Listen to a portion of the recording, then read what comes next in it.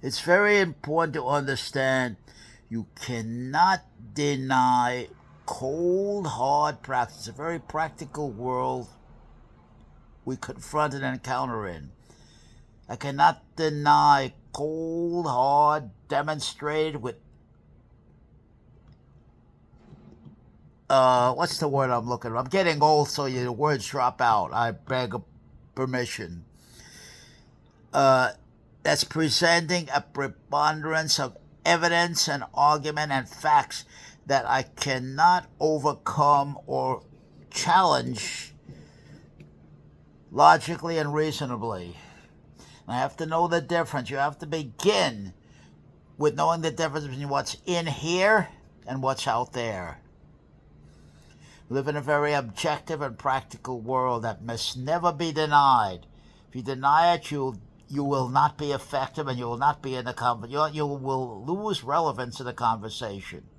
So there's the facts I have to go by. Again, like the facts of my age, the limitations of that, my cervical spine, degenerative cervical spine, which is not allowing me to use my arms in a proper way, in a functional way, with the balance issues that come as a consequence of the degenerative cervical spine that I suffer from. I get that right out in the open. It's obvious, you can see it when you talk to me. You cannot hide, or I cannot hide, and refuse to, will never hide what you can see with your eyes right before you. You'd be a fool to hide that. But regardless of that, I know how to push past that and still be very effective, saying what I need to say in the way that I need to say it, at the time that I need to say it, and to whom I need to say it. I never allow anything to discourage me. Discouragement is a killer, and I don't buy the word fairness and hope. They don't exist, my friend. I don't believe in luck, and I don't believe in Santa Claus. It's a cold, hard, practical reality world we live in.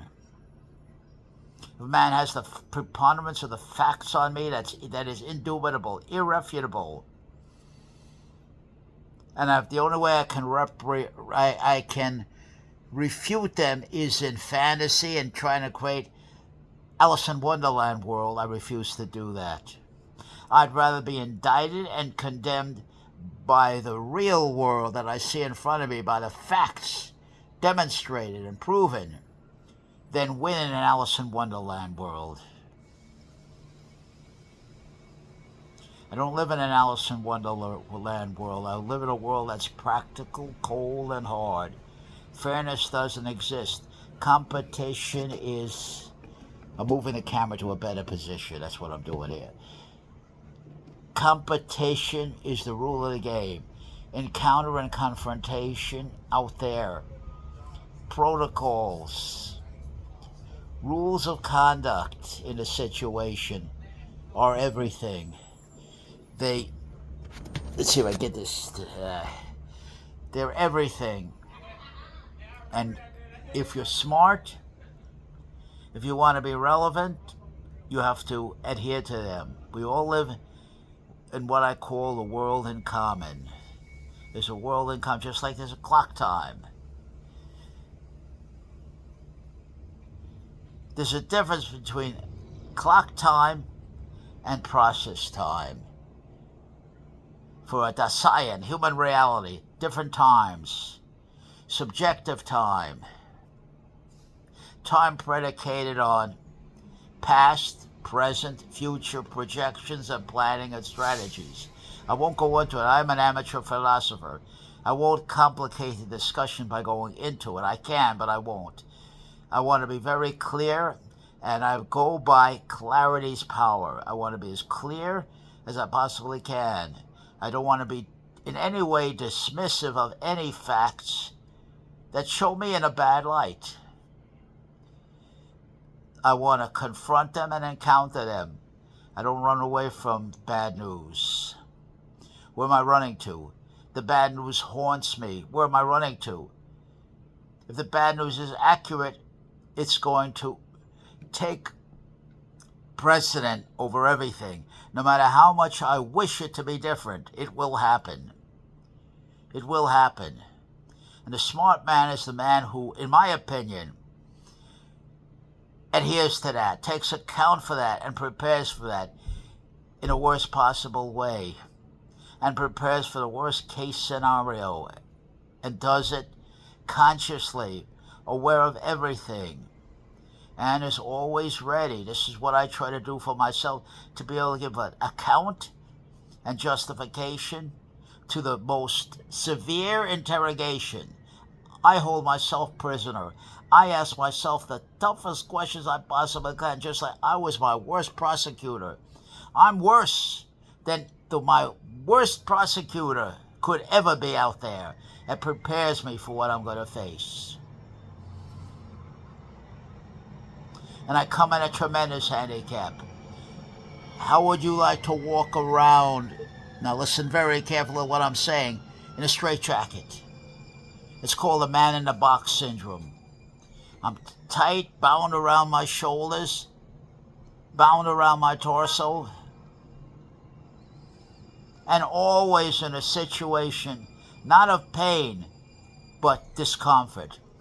Moderate to severe discomfort, usually at all times. Again, because of the movement limitations, the power limitations, and so on and so forth.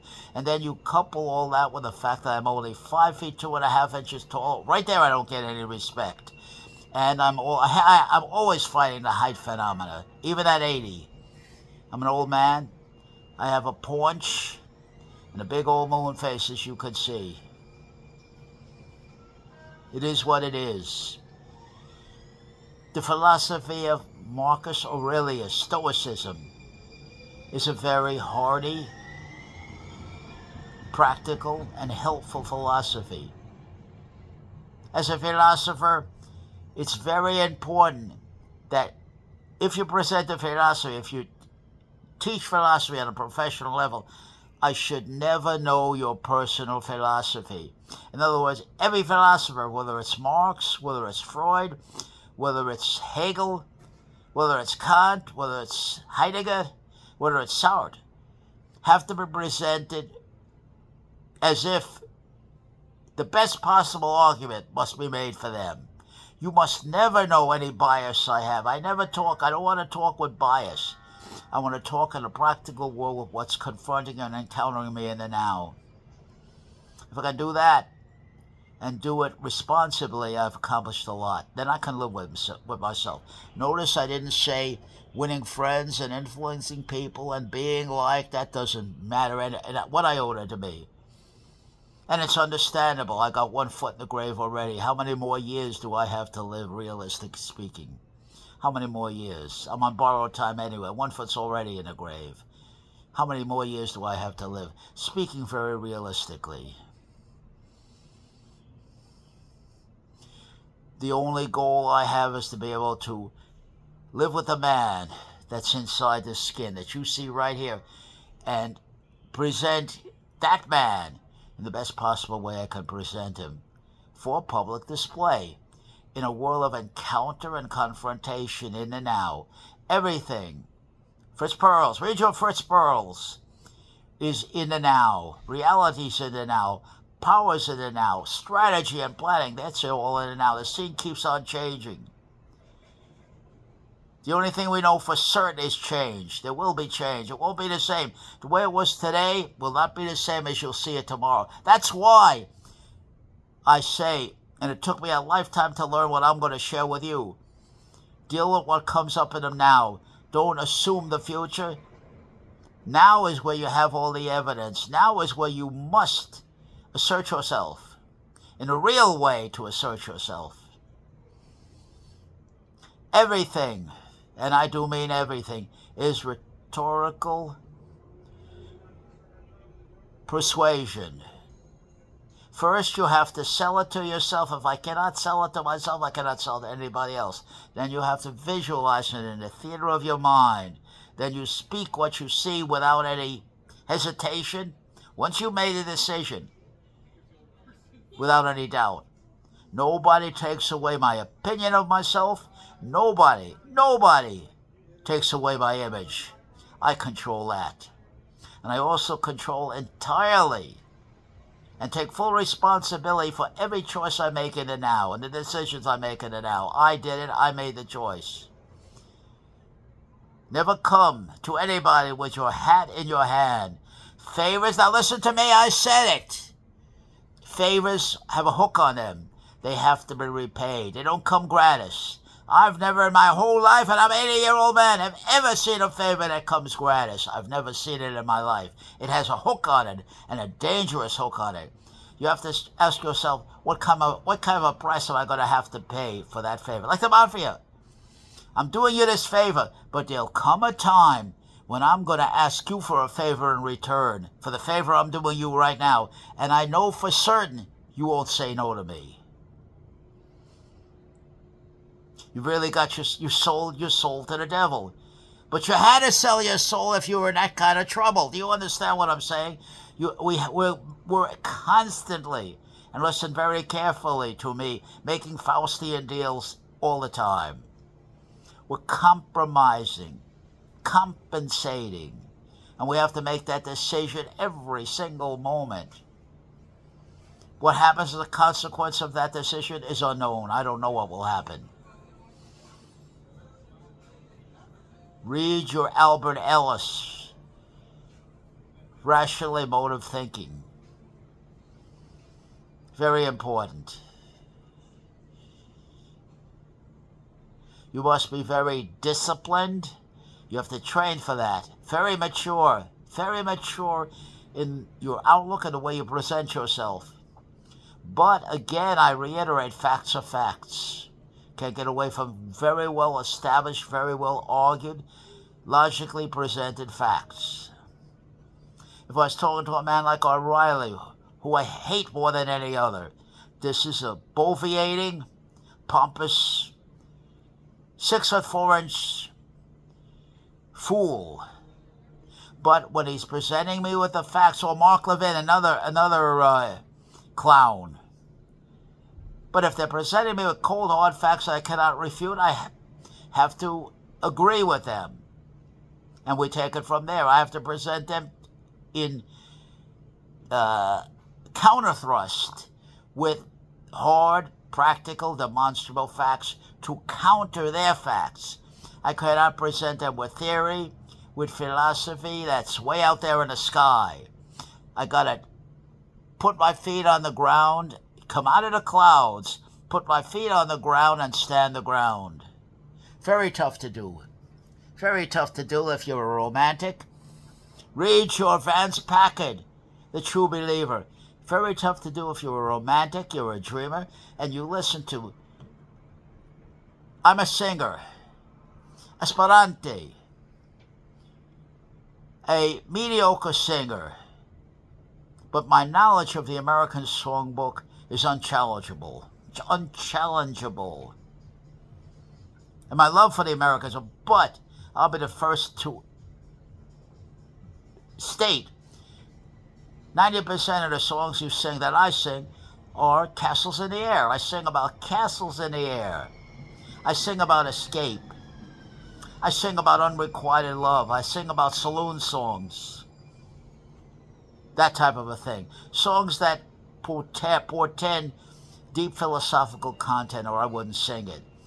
Every song I choose to sing, it's a song I want to sing. It's a song I need to sing, and I do it in the way that I need to do it. Whether an audience, a house likes it or not, that's not my business.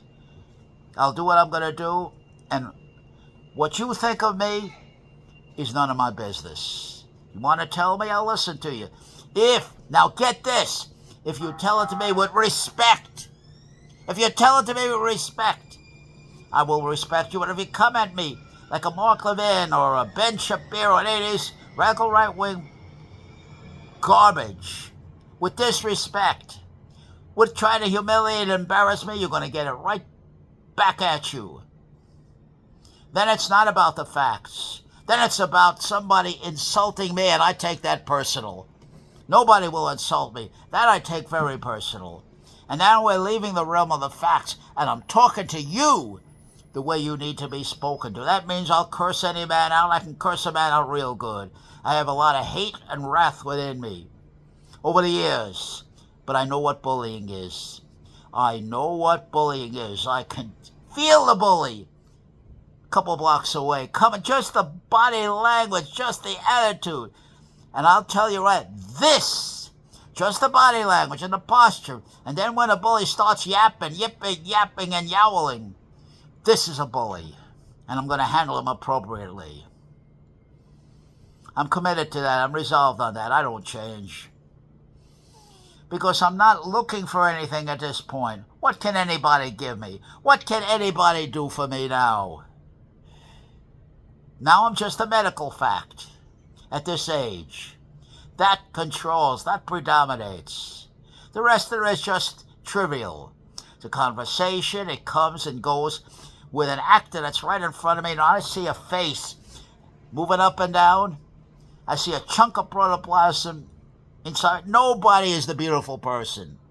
Don't fool yourself. Never say anybody, nobody's the beautiful person. I can criticize everybody. I don't give a damn who the hell you are. I don't care how pompous and arrogant you think you are. I can criticize you. I'll find something. That's all. My point is, never give unmerited respect to someone that has not earned it. Respect must be earned by performance. Period. I put a period on that one.